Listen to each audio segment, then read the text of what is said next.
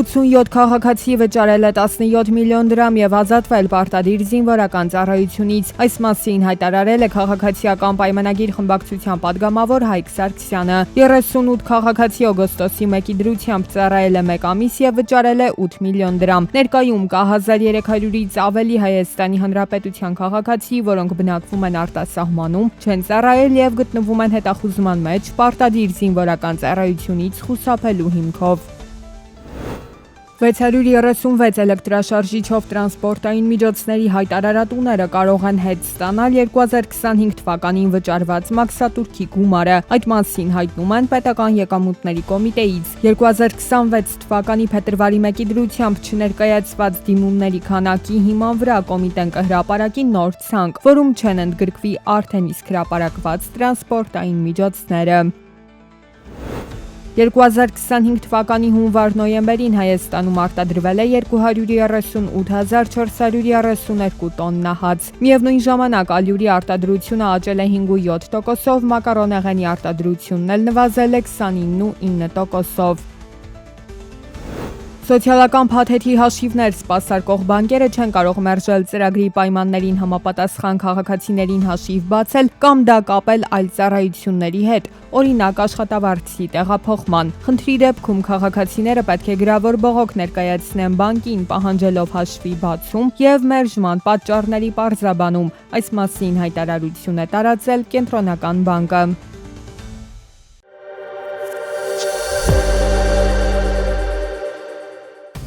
Գրենլանդիայում նկատվել է տնտեսական ակտիվության անկում ԱՄՆ-ի սպառնալիքներից հետո։ Թրամփը բազմիցս հայտարարել է Գրենլանդիան ԱՄՆ-ին միացնելու անհրաժեշտության մասին։ Իր առաջին պաշտոնավարման ընթացքում նա առաջարկել է գնել Գրենլանդիան, իսկ 2025 թվականի մարտին վստահություն է հայտնել, որ այն կարող է բռնակցվել։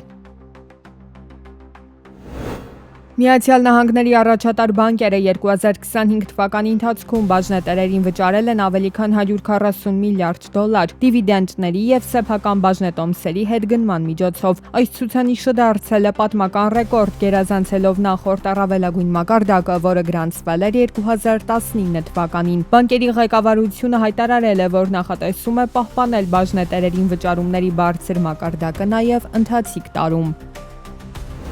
ԱՄՆ-ն ու Թայվանը հասել են նշանակալի առևտրային համաձայնության, որը կնվազեցնի մաքսատուրքերը թայվանական ապրանքների համար մինչև 15%։ Գործարքի պայմաններով Թայվանի տեխնոլոգիական արդյունաբերությունը պարտավորվում է ներդնել առնվազն 250 միլիարդ դոլար։ Թայվանը կտրամադրի ևս 250 միլիարդ դոլար վարկային երաշխիքների տեսքով ամերիկյան կիսահաղորդչային մատակարարման շղթայում հետագա ներդրումների համար։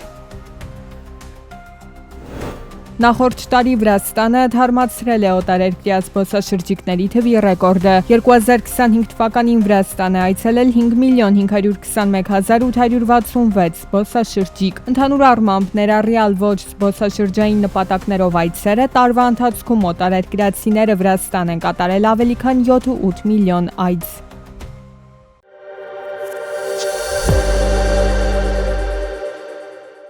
«2026 թվականի հունվարի 1-ից առողջապահության պարտադիր ապահովագրությունը գործում է նաև սոցփաթեթի շահառուների համար։ Ըստ այդմ, սոցփաթեթի պայմաններում փոփոխություն է տեղի ունեցել։ Գումարը ստանալու կամ օգտագործելու համար պարտադիր չէ, որ սոցփաթեթի շահառուները բժշկական կանխարգելիչ հետազոտություն անցնեն։ 201,000 դրամ եւ ավելի աշխատավարձ ստացող շահառուները կարող են մեկ անգամյա դիմում գրել իրենց տնօրենին եւ ամսական հասանելիք 6,000 դրամը փոխանցել որպես ապահովագրավճար։ Եթե դու սոցփաթեթի շահառու ես, այդ 6,000 դրամը, որը դու սոցփաթեթի շրջանակում ստանում ես, դու որոշում ես դա ուղղես դեպի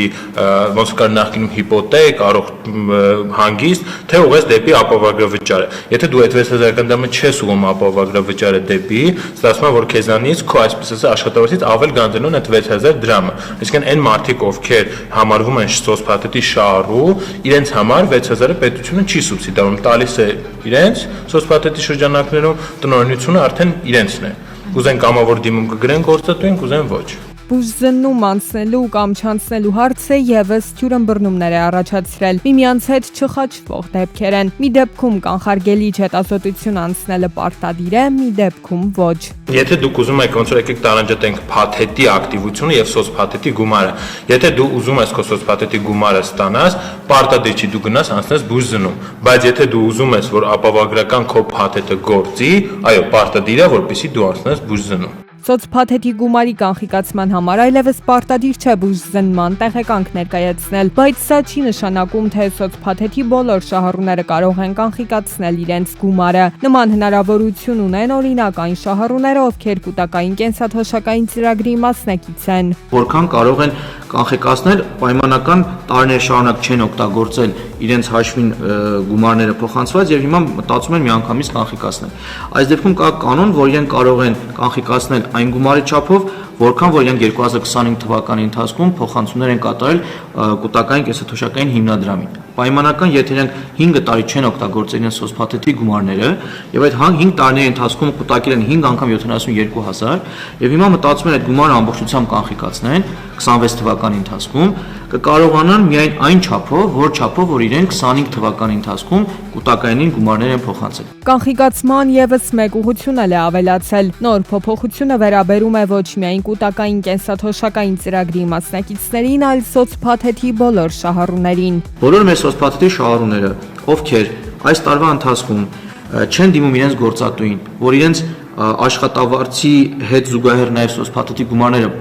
փոխանցվի հիմնադրամին, այլ իրենք այս աշխատավարձից են միայն փոխանցում, հաջորդ տարվա ընթացքում իրավունք ունեն իրենց սոցփաթեթի գումարներից կանխիկացնել այնքան գումար, որքան որ իրենք այս տարվա ընթացքում փոխանցել են